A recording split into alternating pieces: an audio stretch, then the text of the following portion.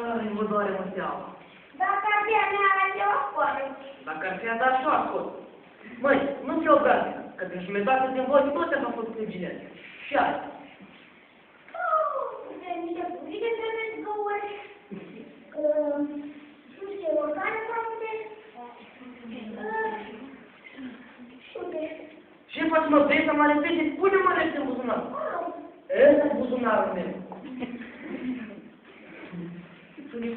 Așa, dar acum spune ce ai. Am temperatură 4 de. Mare, mare, și găina are. Da, domnul doctor, ca găina nu trebuie să meargă la doctor. Ce vorbești, mă, dar ce trăiesc cu păpădii? De ce ani ești? Anul șocului. Perfect. Mă rog, anul 51 și 16 ani de facultate.